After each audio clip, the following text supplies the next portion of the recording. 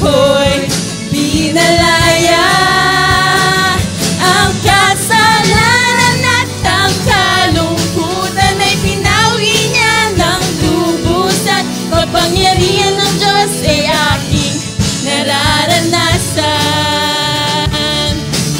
Malayang sumayaw, malayang sumayaw, malayang lumundag, malayang umindag, malayang sumigaw, malayang sumayaw. Kapangyarihan ng Diyos ay aking nararanasan. Malaya, malaya, malaya, malaya, malaya, malaya, malaya, malaya, malaya, malaya, malaya, malaya, malaya, malaya, malaya, malaya, malaya. Ang Diyos sa buhay ko'y gumawa, naranasan ang kanyang himala. Sa sakit at karamdaman ako'y pinalaya. Ang kasalanan at ang kalungkutan ay pinawi niya ng lubusan. Kapangyarihan ng Diyos ay aking nararanasan.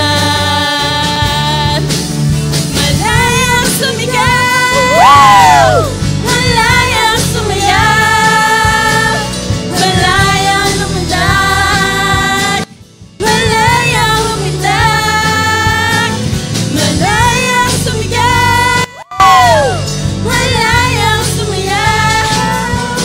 Kapangyarihan ng Diyos ay aking nararanasan. Isa pa po. Malayang sumigaw, malayang sumayaw, malayang lumundag, malayang umindag, malayang sumigaw, malayang sumayaw. Kapangyarihan ng Diyos ay aking nararanasan. Kapangyarihan ng Diyos ay aking nararanasan. Kapangyarihan ng Diyos ay aking nararanasan.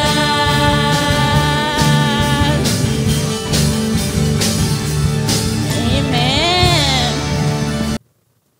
In the New Testament, makita natin yung mga may sakit, hinahanap nila si Jesus, isinisigaw nila yung pangalan ng Panginoong Jesus, at sa kwento mabasa natin in the New Testament, they were not disappointed because Jesus healed many people. At ganun din yung pag-asa natin sa ngayon. Yung patuloy ang Panginoong Jesus na magpapagaling. At sa kwento makita natin yung pinagaling ni Jesus mula dun sa simpleng lagnat. Na-recall nyo sino yung pinagaling ni Jesus sa lagnat? Yung biyanan ni Pedro, no? Yung biyanan ni Simon Pedro, nilalagnat, pinagaling ni Jesus. Mula sa simpleng lagnat, hanggang sa pagdurugo. No? Yung babae na dinudugo ng maraming taon na, mahawakan lang yung laylayan ng damit. No? Even yung paralysis, nare-recall nyo, there was a time, pinag-usapan natin yung lalaking paralitiko na pinagaling ng Panginoon.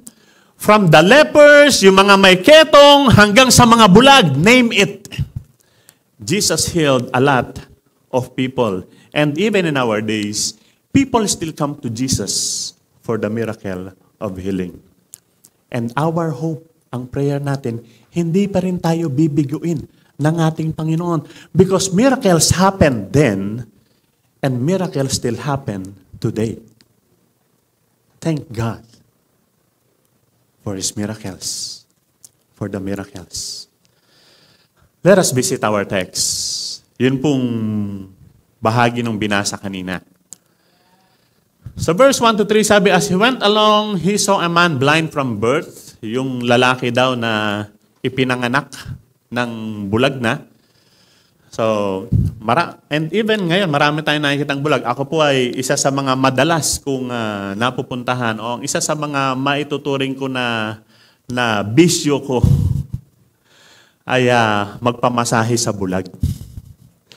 No, minsan dito sa Ayala Mall, minsan sa Riverbank, minsan isinasama ko yung asawa ko. Meron na nga kaming suki eh. No, pagdadating doon nandyan ba si Lorna? Natatandaan ko yung asawa ko. At sa akin, mga marami pong mga bulag. At noon pong panahon ng Panginoong Jesus, yung mga bulag at yung iba pang mga may kapansanan, kino-consider po sila ng mga pabigat sa society. They were burdens of the society. Karamihan sa kanila iniiwan ng pamilya dahil sila'y pabigat, and they would end up na mga pulubi, mga namamalimos. Kumbaga nandun sila sa mas mababang antas ng society. Kaya marami, hindi sila binibigyang pansin, hindi sila binibigyang halaga, ay parang wala lang, parang they were not existent. But ang Panginoong Jesus, iba po siya. Dandan po natin. Jesus sees even the least among us. Even yung pinakamababa, even yung pinakasabihin natin walang kabuluhan. Sabi ng verse, as he went along, he saw a man who was blind from birth. Alam po niyo dun sa previous chapter, sa chapter 8, yung ending nun makikita natin si Jesus, tumatakas siya dun sa mga taong gustong patayin siya. Tumatakas siya, gusto siyang batuhin, gusto siyang saktan. And biglang papasok yung verse 1, sabi, as he went along, at alam nyo, yung original na Bible, wala namang pagkakahati yun ng mga chapters and verses. And meron nagsasabi, most probably, ito'y continuation ng kwento sa chapter 8, na habang siya'y tumatakas, habang siya'y lumalayo, dun sa mga tao na gusto siyang saktan, gusto siyang batuhin, as he went along, he saw a man who was blind from birth. Kahit na siya'y patakas na mula sa panganib, kahit na siya'y hinahabol ng mga taong gusto siyang saktan, maaring tayo sa ganong kalagayan, ang iniisip natin, yung ating sarili, mailigtas yung ating sarili. But the Lord Jesus Christ is still at that condition. He saw a man blind from birth. Jesus is not too busy. Jesus is not too preoccupied para hindi niya mapansin yung mga tao na merong pangangailangan, yung mga tao na nasa mahirap na kalagayan. Jesus saw a man who was blind from birth. With that, we have the assurance that no matter who we are, mababa ka, maliit ka, hindi ka pinapansin, God still sees you. Nakikita ka niya.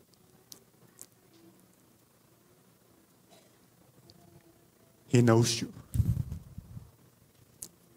He knows your present condition. Anong kalagayan mo ngayon? Are you in pain? You have problems. You have difficulties. God sees you. He knows your condition. He knows what you need. And He cares for you. He cares for you. Yun yung nakita ni Jesus.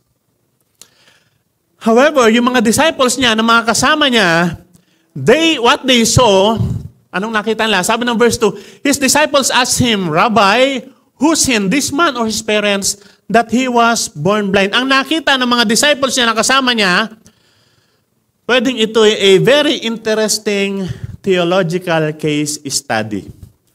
Yung tanong nila, Guro, etong taong ito, bulag mula nung ipanganak, ni hindi siya nakakita ng liwanag mula sa kapanganakan. Magandang pag-isipan, sabi nila. It could be a very interesting theological case of study. Bakit siya nabulag? Sinong may kasalanan? Yung mga magulang ba niya? O siya mismo? Alam po niyo, sa question na ito nung mga disciples, nandoon po yung common Jewish view, yung kanilang pananaw, yung kanilang paniniwala, na merong palaging direct correlation between sin and suffering. Kung maalala niyo yung kwento ni Job, you remember yung kwento ni Job? Nung siya'y, gagamitin ko yung term, lahat na ata ng kamalasan sa buhay ay dumating sa kanya. Namatay yung mga anak niya, naubos yung kanyang kabuhayan at pagkatapos siya'y nagkaroon ng matinding sakit, dumating yung kanyang mga kaibigan, ang sabi ng mga kaibigan niya, ano bang kasalanan mo? Aminin mo na. May kasalanan ka kaya ka nagkaganyan eh. So, nandun sila sa ganong paniniwala na pagkang merong nangyari, ang pinanggalingan niyan, kasalanan. It is true, totoo, that all the sufferings in the world can be traced back to the fall of man. Totoo yun. Lahat ng suffering sa mundong ito, matitrace mo yan. Ang pinanggalingan yan, yung pagkakahulog ni Eva at Adan sa kasalanan. And may mga pagkakataon, sometimes there is a direct correlation between sin and suffering. Sometimes, meron ganun talaga na pagkang nagkasala, meron talagang consequence. At ang consequence niyan, pwedeng karamdaman o merong mga hindi magandang mangyayari sa buhay, sometimes. But the Bible is clear that there are times that even the righteous people, kahit na yung mga taong matuwid, they suffer. Kahit wala silang mga specific na maling ginawa. Halimbawa, katulad ni Job. Ang kasalanan niya. Wala naman. So, may mga pagkakataon na kahit na wala namang kasalanang nangyari, ay pwedeng merong pagkakasakit. The disciples believe na, kaya nabulag yan, bulag siya mula pagkasilang kasi merong may kasalanan. Either siya or yung mga magulang niya. Kung iisipin natin, kung siya man yung may kasalanan, imagine, nung ipanganak siya, bulag na siya. Paano siyang nakagawa ng kasalanan? Kung siya yung may kasalanan. Possible ba yan? So, titingnan po natin, kasi meron pong mga paniniwala yung ibang mga Hudyo, yung tinatawag na the ancient belief that the soul pre-exists birth. Yung meron lumang-lumang paniniwala na ang kanilang paniniwala, yung mga souls, yung mga kaluluwa ng tao, nahiipon lang yan sa isang lugar na parang isang chamber na pagkang merong ipapanganak, merong soul na kukunin at ilalagay doon para mabuhay. Merong mga ancient belief na gano'n. And most probably, even yung mga souls na nandun sa chamber, bago sila ilagay dun sa bata na ipinanganak para magiging tahanla, meron silang paniniwala na pwedeng doon ay gumagawa na ng kasalanan itong mga kaluluwa na to. Meron ganong belief. And some even believes in reincarnation. Natatandaan nyo, nung nagtanong ang Panginoong Jesus, sabi niya, sino ako? Sabi ng mga tao. Sumagot yung mga disciples, kayo daw si Elijah. O kayo daw yung isa sa mga propeta. Ano yun? Nag-reincarnate? Kaya? Some believes in reincarnation. And ito po, parang paalala at warning sa atin. With the influence of the K-drama and the K-movies, di ba? Maraming nanonood sa atin ng mga K-dramas, nagkakaroon po ng rising popularity ng Korean culture and even of the Korean religious beliefs. Ano yon?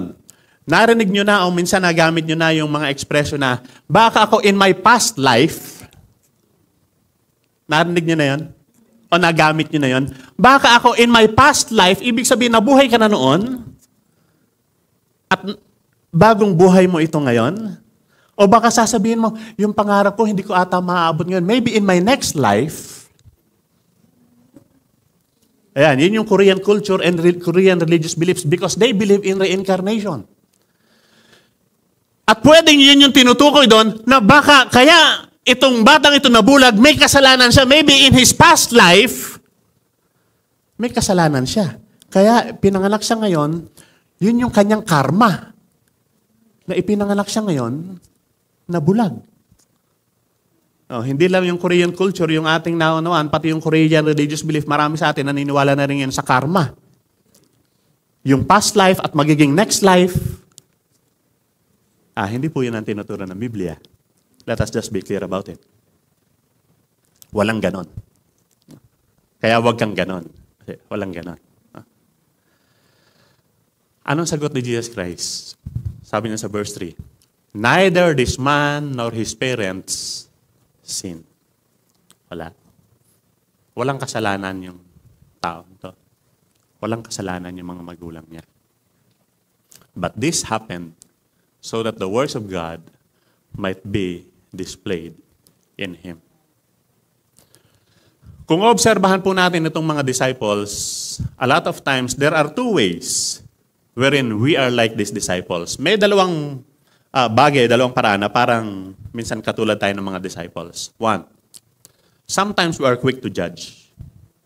That when something happens, kasalanan niya yan. Kaya siya nagkaganyan. Kasi may kasalanan siya. We're very quick to judge. Pagka nagkasakit, inaani niya na yung bunga ng kanyang ginawa. O hindi man siya bunga yan ng mga ginawa pa ng mga magulang niya. Sometimes we're very quick to judge. Pag may hindi magandang nangyari, na disgrasya, nanakawan, may aksidente or ano, bunga yan ng kasalanan niya. Sometimes, just like the disciples, we're quick to judge. Kasalanan yan. Pangalawa, sometimes, just like the disciples, we always look for somebody or something to blame for our sufferings. Yun yung sinasabi ng mga disciples eh. Sino may kasalanan? Sinong dapat sisihin? Di ba, madalas, ganun din tayo. Naghahanap tayo kung sinong dapat sisihin. We blame our parents, sinisisi natin minsan yung mga magulang natin. Bakit kaya ako ganito? Dahil si daddy, dahil si mommy, dahil sila, ganun sila eh. No? Bakit ba ako ganito? Di ba dahil sa inyo? Mga linya ng mga bata. Mana lang ako sa iyo eh. Kasalanan niyo yan. No? We blame our parents. We blame the government. Lahat ng mga nangyayari, kasalanan ng gobyerno yan. Diba? Kaya bumaha, kasalanan ng gobyerno yan. Kaya wala akong trabaho, kasalanan ng gobyerno yan. Kaya hirap ng buhay, kasalanan ng gobyerno yan. Kaya yung love life ko ganito, kasalanan pa rin ng gobyerno yan. Huh? Naghahanap tayo ng mahisisi palagi. Kasalanan ng kapitbahay ko. Hindi ako nakatulog kagabi. Ang ingay kasi ng kapitbahay ko. Totoo ba yon? Ito sabihin ko sa iyo. Kaya ka hindi nakatulog, meron kang iniisip. Kung wala kang iniisip, kaya maingay yung kapitbahay mo, makakatulog ka. Pero pag may iniisip ka, kahit tahimik sila, kung may iniisip ka, hindi ka talaga makakatulog. Naghahanap tayo ng masisisi. Either people or circumstances, sinisisi yung weather, yung panahon, malamig kasi, maulan kasi, mainit kasi, traffic kasi, lahat na lang. And bandang huli, pagkang walang-wala na at bihirang-bihira natin sisihin yung sarili natin for our misfortunes. A lot of times, we're just like these disciples. Naghahanap ng masisisi. But take note of verse 3. Sabi ng verse 3, this happened so that the work of God might be displayed in Him. Tingnan po natin, i-analyze natin. Itong taong ito, blind from birth, pinanganak siya, bulag na siya. At kung iisipin, this man has every reason in the world to blame God and to question His goodness and His love. However, meron siyang rights na sisihin ng Diyos dahil pinanganak siya eh. Ganun na siya eh. Pero, yung pwedeng sabihin natin na parang curse sa kanya, yung pagiging bulag since birth, it turned into a blessing for him. Nung sabihin ni Jesus Christ, it happened so that the words of God should be revealed in him, isipin nyo, kung hindi bulag itong taong ito, ma-encounter niya kaya si Jesus? His blindness, his pain, his suffering is the reason kung bakit na-encounter niya si Jesus. Now with that, let me tell you this. Whatever pain, whatever suffering, whatever sickness, whatever negative things that you have, let that be an opportunity for God to display His work. Huwag kang magmukmuk. panghinaan ng loob. Hayaan mong yan ay maging opportunity ng Diyos para maipakita niya kung ano yung kaya niyang gawin. Di ba? Madalas nating nasasabi, if life throws you a lemon, then make a lemonade. God can turn trials into blessings. That man who was born blind had the honor, he had the privilege to be healed by no other than the very Son of God, the Lord Jesus Christ.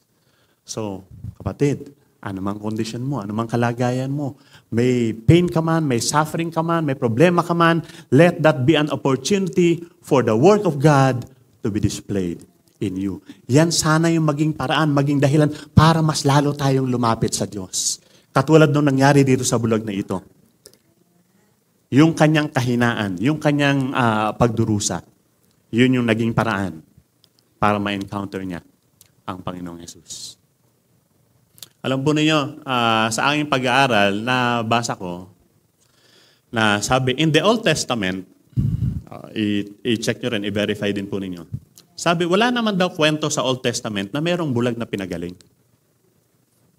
Meron ba kayong naalala? Meron daw kwento in the Old Testament na bulag na pinagaling. However, sa Old Testament, maraming mga prophecies, maraming mga hula, kung saan nagsasabi that only the Lord can cause the blind to see, and that the Messiah, yung ipinangakong Messiah, who is the Lord Jesus Christ, siya yung gagawa nun. Siya yung gagawa nun. Halimbawa, sa Old Testament, sa Psalm 146 verse 8, sabi, the Lord gives sight to the blind. The Lord lifts up those who are bowed down. The Lord loves the righteous. Sabi ng Isaiah 29 verse 18, and in that day shall the deaf hear the words of the book, and the eyes of the blind shall see out of obscurity and out of darkness. Sabi ng Psalm 135 verse 5 to 6, then will the eyes of the blind be opened and the ears of the deaf unstopped. Then will the lame leap like a deer and the mute tongue shout for joy. Ito po yung mga prophecies, mga hula in the Old Testament patungkol sa darating na Messiah na tagapagligtas na walang iba kundi ang Panginoong Jesus. At ito po yung katuparan niya. Sa Matthew chapter 11 verses 2 and 5, nung si Juan Bautista ay nakakulong, ito sabi, when John who was in prison heard about the deeds of the Messiah, he sent his disciples to ask him. Ipinatanong, ikaw na ba yung hinihintay namin? O maghihintay pa kami ng iba? Sumagot si Jesus, go back and report to John what you hear and see. The blind receive sight, the lame walk, those who have leprosy are cleansed, the deaf hear, the dead are raised, and the good news is proclaimed to the poor. Ito pong sinagot na ito ng Panginoong Jesus was a quotation, kino-quote niya yung mga unang verse na binasa natin in the Old Testament, and Jesus was proclaiming, was revealing who Himself was, kung sino siya. Na siya yung ipinangakong Mesias na tagapagligtas.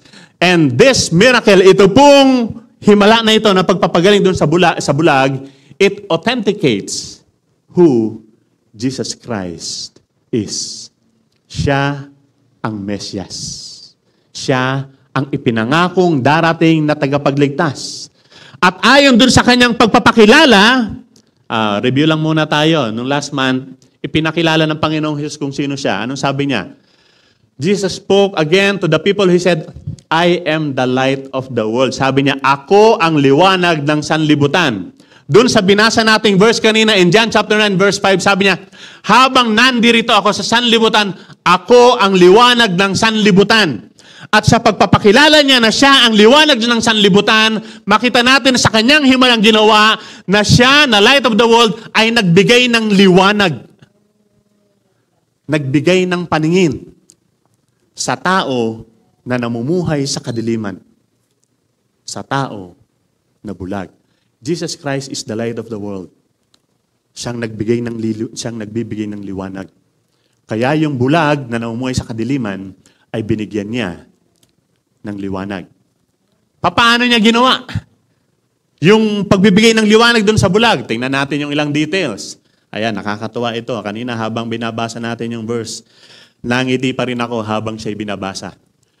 Sabi, after saying this, sa Tagalog, sabi, dumura siya. Sa panahon natin yan ngayon, iyak. Dumura si Jesus. Pagdura niya, yung lupa, yung dry land, gumawa siya ng putik. Hinawakan. Gumawa ng putik. Pagkatapos niyang hindi ko alam gaano karaming dura yun para makagawa ka ng putik. Gawa ng putik. Pagkatapos niyang gawa ng putik, ipinahid sa mata. Yuck. Baka sabihin niyo, hindi naman nakikita ng bulag, hindi niya alam na ganun yung ginawa. Ang alam niya lang, nilagyan ng putik yung mukha niya. No? Ba't ganun yung ginawa ni Jesus? Di ba meron naman siyang ginawa na sinabi niya lang, magaling ka na. Pwede naman ganun di ba? Magaling ka na. Sabihin niya lang, ba't kinakailangan? Sabi, ang gross. Iyo. Well, ayun yung kwento Ginawa ng Panginoon. Effective naman. Huwag niyong gagayahin, ha? Gagayahin ninyo, gagawa tayo ng putik. Gagaling ka. Baka magkasakit pa kayong lalo. Ganun po, yung ginawang pagpapagaling ng Panginoong Jesus. Hindi natin alam kung bakit ganon. In fact, ni-research ko ito Naghanap talaga ako, bakit ganon yung Wala naman siyang precedent na meron, dito lang yung ginawa ng Panginoon na ganon. Yeah? Pero hindi sinabi sa atin kung bakit ganon yung ginawa niya. So, wag na nating alamin. Kung bakit ganon yung paraan ng pagpapagaling niya. Pero ito yung tingnan natin. Pagkatapos niyang lagyan ng putik, sabi ni Jesus Christ, go, wash in the pool of Siloam. So the man went and washed and came home seeing. Wala tayong idea kung gaano kalayo yung pool of Siloam. Nung lagyan siya ng putik, bulag pa siya. Bulag pa siya. So, you could just imagine paano siya nagpunta doon. Paano siya nagpunta doon? May umakay ba sa kanya? Nangapa ba siya? Meron ba siyang tungkod? We do not know. Pero pumunta siya doon. Paano kung namali siya na napuntahan? Hindi, pero sinigurado doon siya nagpunta. At pagdating niya doon, naghilamos siya. At pagkatapos niya maghilamos, gumaling siya. After washing his face, he was healed. He could see. For the very first time in his life. You could just imagine, sabi niya, ganito pala itsura ng tubig. Kailangan mo siya. Nung makita niya may mga gumagalaw, tao ba yun? Ganun pala itsura ng tao. From birth, wala siyang concept, walang idea. Ano ito? Iba-ibang kulay. We do not know paano niya ini-interpret yung kulay na yun. Pero, nakauwi siya. First time niyang makita yung bahay niya. Sabi, he came home. Nakakita siya. What a miracle. What a miracle. But there are two important things that we can notice dito sa blind man. First, he had faith. He had faith. Without faith, hindi siya gagaling. Without faith, hindi siya susunod. He had faith and he had obedience. Sumunod siya.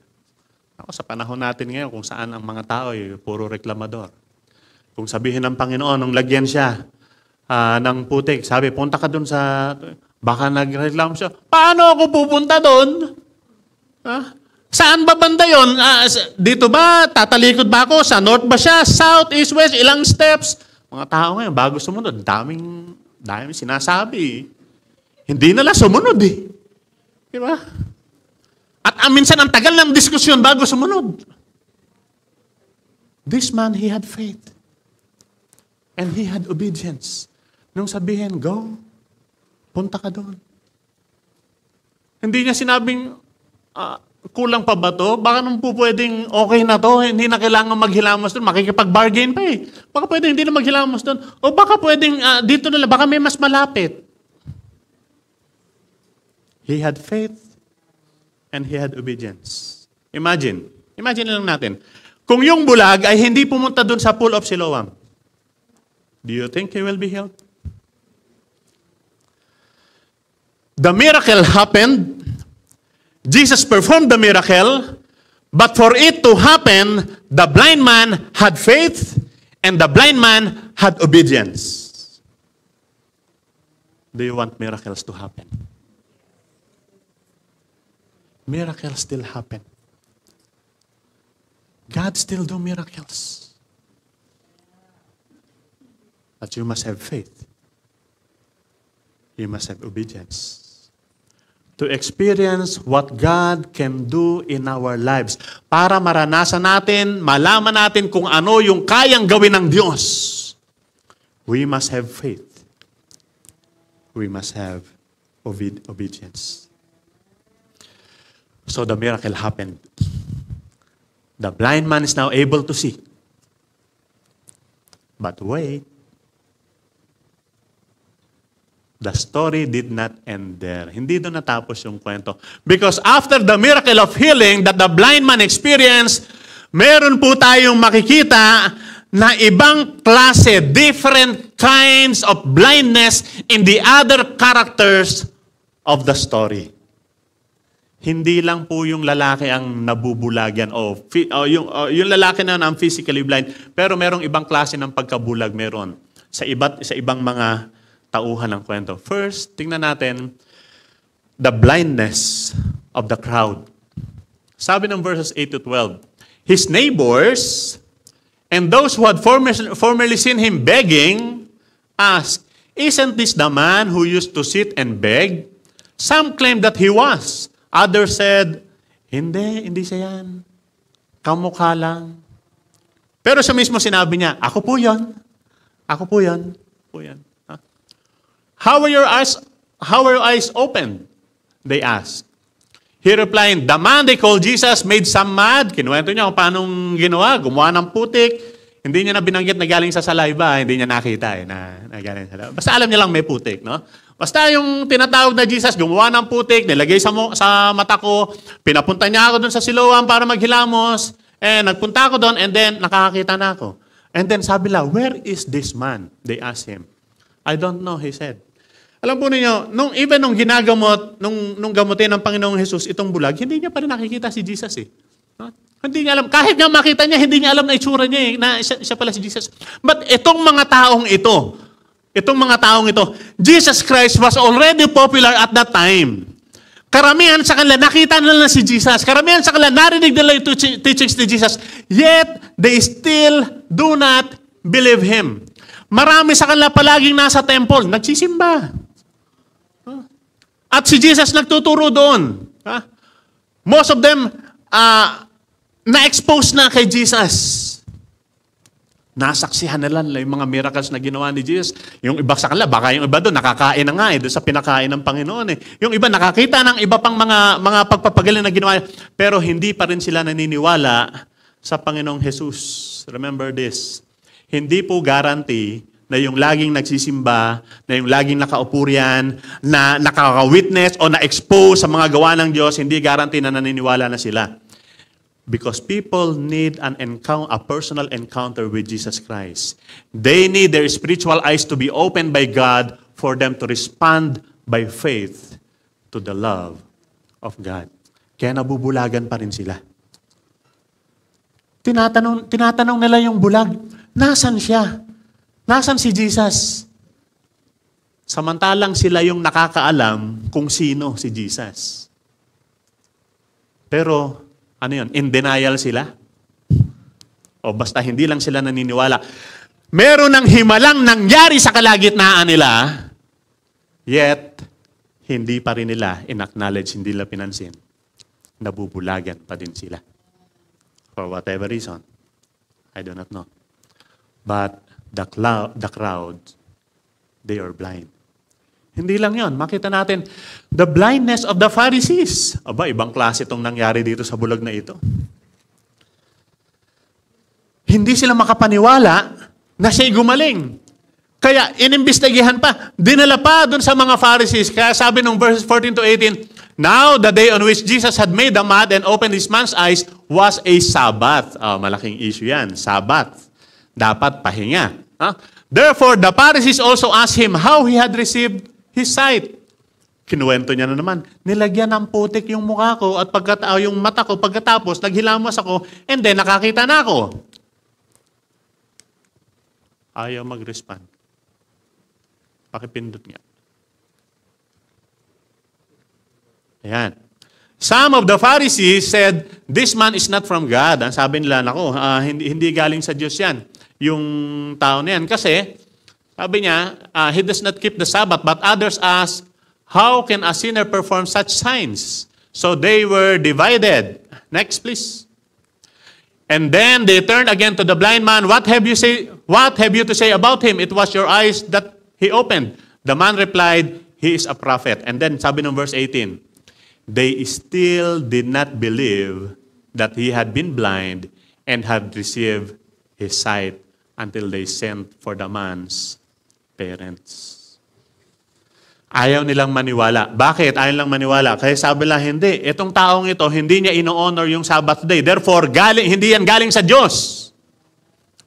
They were blinded by their erroneous religious beliefs and traditions. Let me tell you this. Jesus did not break the Sabbath. Walang binibreak si Jesus na Sabbath.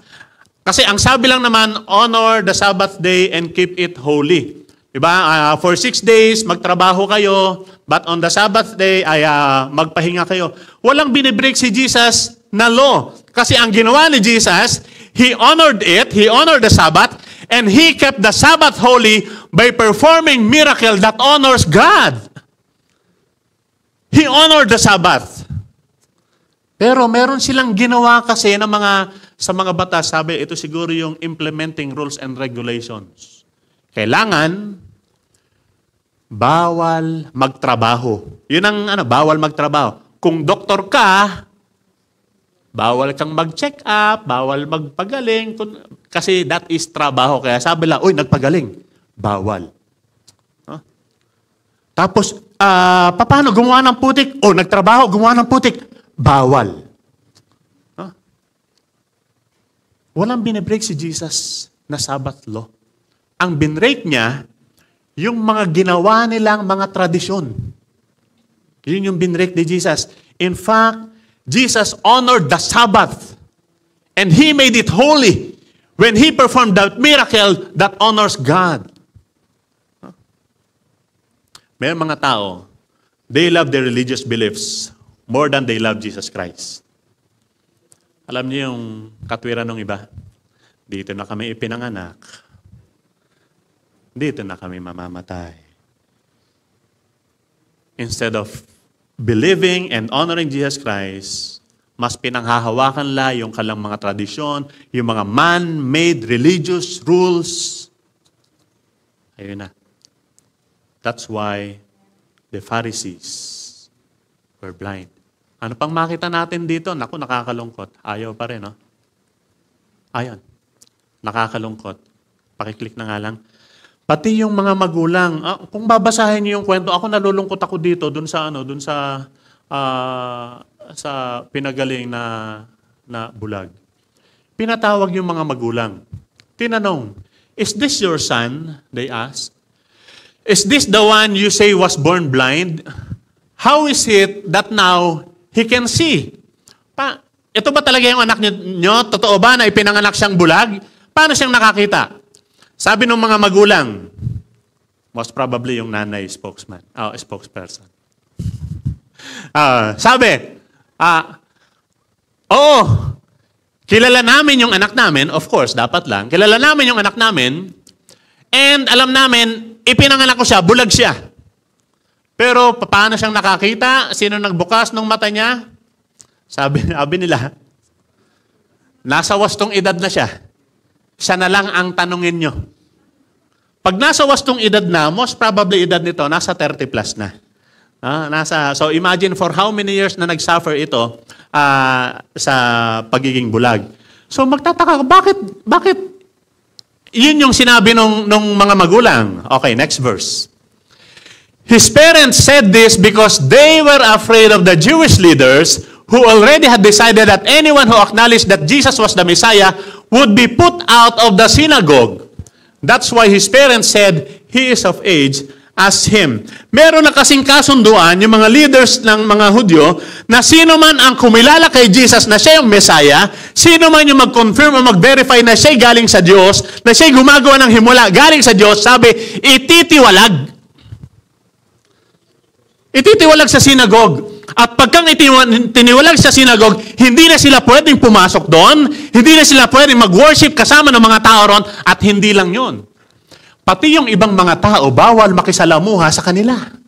Dahil pagkang nakisalamuha sa kanila yung mga kaibigan, yung mga tao doon, ay pwedeng madamay sila na sila ay maitiwalag din. At itong mga magulang sabi nila, if we will confirm, if we will verify na ito'y pinagalingan ni Jesus, at yung himala na yan ay galing sa Diyos, then ititiwalag din kami. Kaya sabi nila, siya na lang ang tanungin ninyo. Mahirap nang magsalita at baka pati kami ay madamay. Anong klaseng magulang ito? Mas pinili nila yung approval ng mga tao, ng mga Jewish leaders. Pag itiniwalag sila, maraming benefits yung mawawala sa kanila. Mawawalan sila ng mga kaibigan at baka pati yung kabuhayan nila maapektuhan. Alam nyo, masakit ito. Masakit para dun sa bulag. Kulang na lang sabihin ng mga magulang niya, hindi ko anak yan. And I'm aware of some people who were denied by their families because of their faith in Jesus Christ. The parents chose the benefits of belonging to the synagogue over Jesus Christ who healed their own son. Alam po niyo, all those people, all those blind people, they did not see, they did not recognize the miracle that the Lord Jesus Christ has done. Alam po niyo, normally, pagka may ganong himalaan, anong dapat na reaction? There should be celebrations. There should be worship, glorifying God for what He has done. Pero dito sa kwentong ito, walang celebration. Para bang nagkasundo silang lahat para i-deny, para huwag pansinin itong himala na nangyari sa kanilang kalagitnaan. Mga kapatid, God is at work. God is doing something. In your life, in the lives of other people, God is doing something around us. God is doing something within us. Do you recognize it? Nakikita niyo ba yung ginagawa, Lord? O hindi niyo pinapansin? O dinedenay ninyo na parang walang ginagawa ang Diyos? Bakit? Kasi ang nakatuon ng isip natin sa sarili nating buhay, nakatuon ang atensyon natin sa ating mga problema, sa ating mga pangangailangan, at hindi natin nare-recognize, hindi natin napapansin, may ginagawa ang Diyos. May ginagawa ang Diyos. He is doing something in our midst. Imbes na i-recognize yung mga ginagawa na yon, wala lang. Wala lang. Sabi sa inyo, hanggang verse 41 to. We may think that the miracle is already complete. No, hindi pa tapos. Hindi pa tapos yung miracle. Hindi pa tapos yung kwento. Jesus Christ is not yet done with the blind man.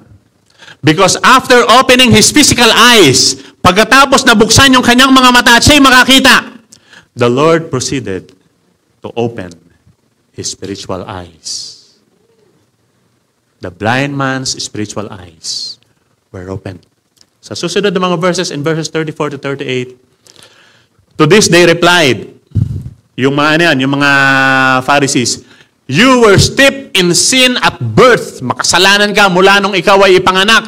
How dare na mag-lecture ka sa amin? And they threw him out. Ibig sabihin na they threw him out, hindi inihagis, kundi itong bulag ang siyang itiniwalag. They threw him out. Jesus heard that they had thrown him out. Again, Jesus knows. Kung meron niyang application sa buhay natin ngayon, Jesus knows. Jesus knows what's happening to you, what's happening in you. Alam ng Diyos kung anong ginagawa ng mga tao sa inyo. Alam ng Diyos kung kayo itinitiwalag o iniitsapwera o kayo tinatapak-tapakan o anumang masamang ginagawa ng mga tao sa inyo. Alam niya. Jesus knew it. Jesus heard that they had thrown him out. But take note of this.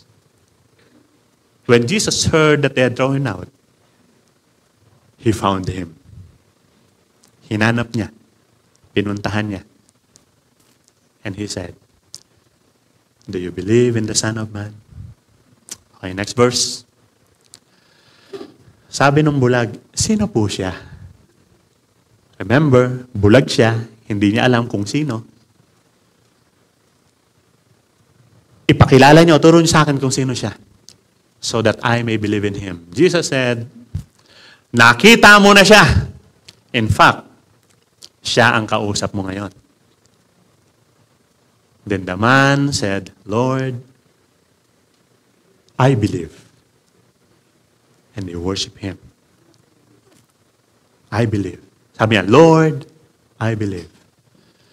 And he worship him. Yung pag-address niya kay Jesus ng Lord, it speaks of a relationship. Yung kaugnayan niya kay Jesus, hindi ka lang tagapagpagaling. Hindi ka lang gumawa ng himala. You are my Lord. Ikaw ang Panginoon. Remember ano yung resulta nung unang ginawa ng Panginoong Jesus? Last Sunday sa Miracle at Cana, His glory was revealed and the disciples put their faith in Him. Ito, nung maranasan ng taong bulag, yung ginawa ng Diyos sa kanya, kinilala niya si Jesus bilang kanyang Panginoon. Kaya sabi niya, "Lord," may relationship tayo. "Lord, you are my Lord. You are my Master. I am your servant. Lord, I believe." And then, he worshiped Him. He worshiped Him. Tandaan po ninyo. Physical healing, it will just go to waste if it will not lead to spiritual healing. Kahit ang tao gumaling. Yun yung gusto ng mga tao ngayon na may sakit, gusto lang gumaling. Kahit na yung tao na yan, gawa ng himala at gumaling, magkaroon ng physical healing, yung physical healing na yun, masasayang if there will be no spiritual healing. The same with many acts of God and miracles that we may experience today. Healing from sickness, restored relationships, successful lives, etc., etc. Kung hindi yan magbubunga dun sa buhay kung saan kikilalanin si Jesus Christ bilang Panginoon, itong taong yan na gumaling, itong taong yan na na-restore yung relationship, itong taong ito na naging successful sa kanyang buhay, pupunta pa rin at mapapahamak sa impyerno. Kung hindi nabuksan yung kanyang spiritual eyes, kung hindi nagkaroon ng spiritual healing sa kanya. Physical healing should always lead to spiritual healing. Kaya hindi natapos dun sa pagpapagaling, dun sa mata ng bulag. Nagtapos yung kwento niya dun sa kanyang pagkakaroon ng kaugnayan kay Jesus Christ, calling Him Lord, believing in Him, and worshiping Him. The end result, the man believed and worshiped Him.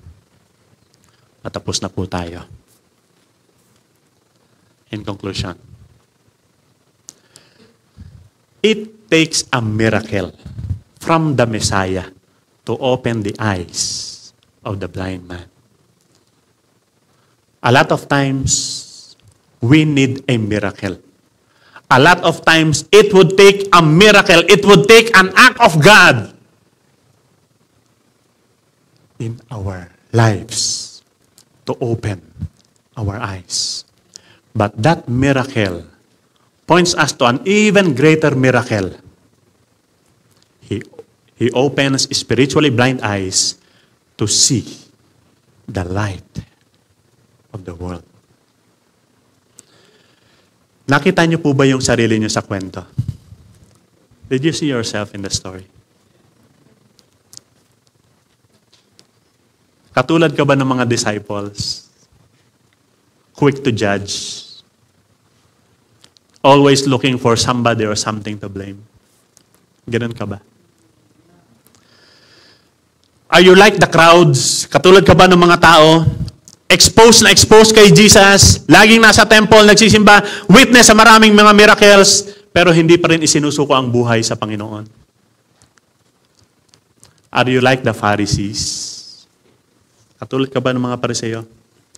Hindi pa rin binibitiwan at patuloy na pinapahalagahan yung mga tradisyon ng mga kinagisnang relihiyon kaysa kay Jesus Christ. Katulad ka ba ng mga magulang ng bulag? Mas pinili yung approval ng mga tao at yung mga benefits na pwede lang ma-enjoy. Kaysa damayan, samahan yung kanilang anak sa pagkilala kay Jesus Christ. Or are you like the blind man? Katulad ka ba ng bulag? Whose pain, whose sufferings, whose difficulties became an instrument for God to show what He can do. Kaya katulad na nabanggit natin kanina. Whatever your condition is, you have problems, pains, sufferings, difficulties, let that be an opportunity to show God what He can do. Are you like that blind man? Na yung kanyang pagiging bulag ang siyang naging paraan at siyang naging dahilan para ma-encounter niya si Jesus Christ at isuko niya yung buhay sa Kanya. Are you like that blind man na dating nasa kadiliman na napunta sa kaliwanagan? Naalala ko yung kwento, meron pong dalawang magkaibigan, yung isa'y bulag, yung isa'y nakakita. One time, dinalaw nung nakakita yung kanyang kaibigang bulag doon sa bahay niya. Doon sa bahay ng bulag, madilim, walang nakasinding ilaw. Tinanong niya, kaibigan, nandiyan ka ba? Sumagot yung kaibigan niya, oo, nandito ako. Sabi, nasan ka? Anong ginagawa mo? Sabi, nandito lang ako sa banyo, nag-aahit ako. Sabi nung kaibigan, why are you shaving in the dark? Bakit nag-aahit ka sa dilim? Subukan niyo na mag-ahit sa dilim. Why are you shaving in the dark? Sumagot yung kaibigan niya na bulag, I do everything in the dark, brother. Lahat ng ginagawa ko sa dilim. But you know, blind men do everything in the dark. Both physically and spiritually blind men. Physically blind men do everything in the dark. Spiritually blind men, patuloy na namumuhay sa kadiliman. Let's pray.